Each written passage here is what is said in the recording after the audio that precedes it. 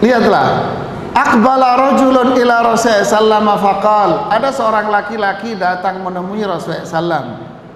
Laki ini mengatakan, ubayyuka 'alal hijrah wal jihad abtaghil ajra minallah. Ya Rasulullah, aku membaiatmu, bersumpah setia untuk selalu ikut jihad, hijrah. Kalau engkau menyuruh kami meninggalkan negeri ini, saya tinggalkan negeri ini.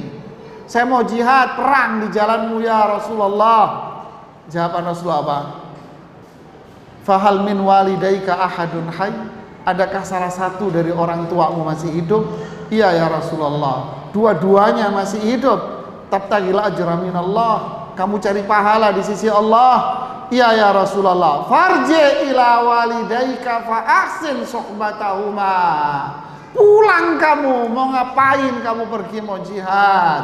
Pulang temui ayahmu, ibumu, kamu berbuat baik sama ayahmu, sama ibumu ya akhi. Tanamkan ini ya akhi. Sampai seperti ini riwayat Bukhari, Muslim. Ada lagi seorang laki-laki lain lagi datang menemui Rasulullah SAW. Ji'tuka ubayyi'u 'alal hijrah. Ya Rasulullah SAW, saya datang kepadamu untuk hijrah. Saya mau tinggalin kampung saya. Saya mau datang untuk tinggal bersamamu ya Rasulullah SAW. Lihat ini. Wa taraktu abawayya yabkiyan. Saya tinggalkan kedua orang tuaku nangis. Orang tuaku nangis, saya tinggalin ketika aku pergi meninggalkan mereka untuk bertemu dengan engkau ya Rasulullah. Apa kata Rasulullah? Irji' ilaihima fa'adhikhuma kama abkaitahuma. Kamu balik, bikin orang tuamu tertawa seperti kamu tadi membuat orang tuamu menangis. Ya akhi, hakada orang tua. Paham gak anak generasi sekarang tentang ini? Pulang kamu, bikin orang tuamu senyum, jangan orang tuamu nangis. Nah, Allahu Akbar. Ada lagi seorang laki-laki datang dari Yaman, min ahlil Yaman. Dari Yaman dia datang menemui Rasulullah SAW. Jauh ya, di zaman itu jauh sekali. Karena dia jalan kaki atau berkendara naik onta jauh. Mau ngapain? Mau hijrah, mau ditinggalin negerinya, mau hidup dengan Rasulullah SAW. Apakah jawab Rasulullah? Hallaka ahadun fil Yaman? Kamu masih punya sanak keluarga di Yaman? Ya, abawai, orang tua saya dua-duanya masih ada di Yaman. A'adzina lak, kedua orang tuamu izinin kamu untuk pergi ke sini? La ya Rasulullah, enggak. Farji' ilaihima, pulang temui bapakmu, ibu. Ya Allah, jamaah. Fasta'zinhuma, kamu minta izin sama orang tuamu.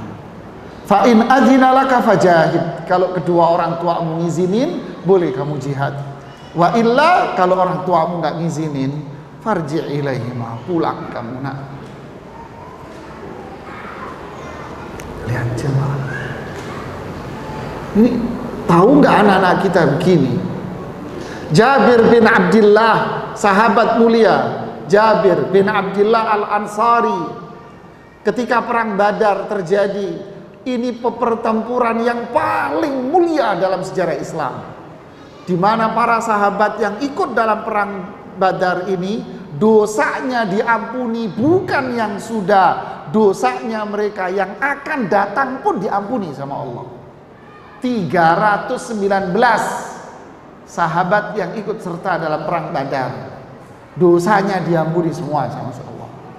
Jabir bin Abdullah datang, ayahnya ikut jihad, ibunya sudah tidak ada, dia punya adik-adik perempuan, mau ikut jihad perang Badar, dilarang sama bapaknya. Enggak, pulang, urusin adikmu. Lapor ke Rasulullah SAW, ya Rasulullah, aku mau jihad, gak boleh sama bapakmu, sama ayahku. Ati abak, turuti omongan ayahmu nak. Fa wallahi ma syarabtu badran wala Uhud. Demi Allah, saya gak ikut perang Badar, gak ikut perang Uhud mendengarkan omongan ayah saya. Setelah ayah saya meninggal, baru saya ikut jihad. Sahabat mulia. Abu Umamah bin Tha'labah, ketika jihad Badar, ini perang Badar nih, terjadi, ibu Abu Umamah sakit ibunya. Kemudian Abu Umamah menemui pamannya, yaitu saudara ibunya. Abu Umamah bilang ke pamannya ini, kamu urusi saudaramu. Bahasanya begitu. Kamu urusi saudaramu yang sakit. Marah pamannya. Bukan aku yang mengurusi, kamu anaknya yang mengurusi. Akhirnya dilaporkan kepada Rasulullah SAW. Rasulullah bilang apa kepada Abu Umamah? Urusi ibumu, nggak usah ikut perang Badar. Ini perang Badar, perang yang paling mulia, satu-satunya pertempuran yang diikuti oleh 5.000 pasukan dari malaikat. 5.000 pasukan malaikat Jibril turun di situ. Ini dilarang ikut sama Rasulullah karena orang tuanya. Kaif ya akhi? Tahukah anak-anak kita tentang ini? Ya, kita tanamkan ini kepada mereka. Seperti ini loh Rasulullah SAW. Ini loh mereka sahabat.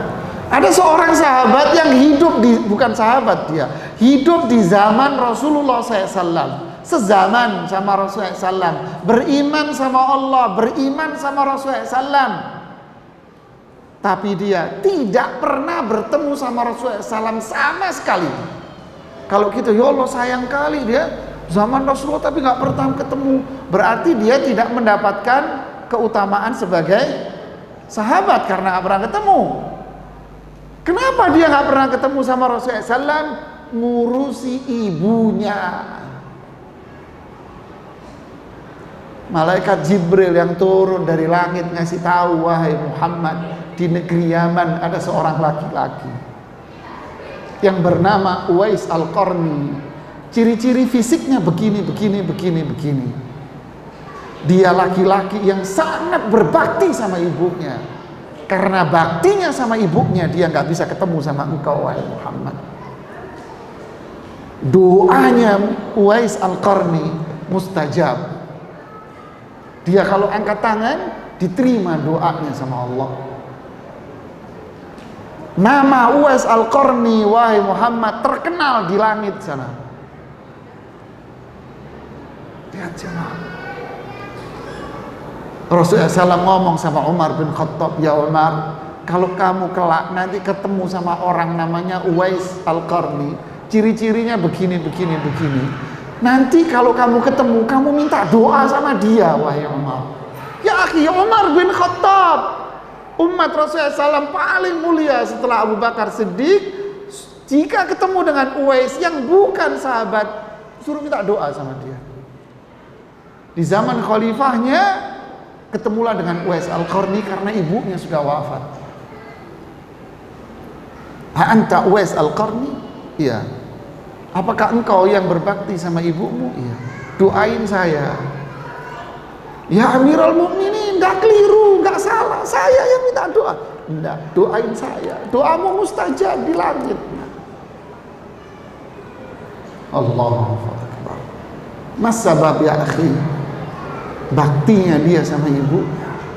Kok bisa ibunya dia sayang sama anaknya? Ibunya sayang. Begitu sayangnya si ibunya sama Uwais Al-Qarni. Uwais Al-Qarni pun sayangnya luar biasa. Ibunya dikisahkan ibunya ini lumpuh. Kemudian ibunya bilang, wahai Uwais, saya pengen haji. Dia ikut haji sama Rasulullah SAW. Tahun ke-10 itu, saya mau haji ya Uwais. Uwais kecil badannya.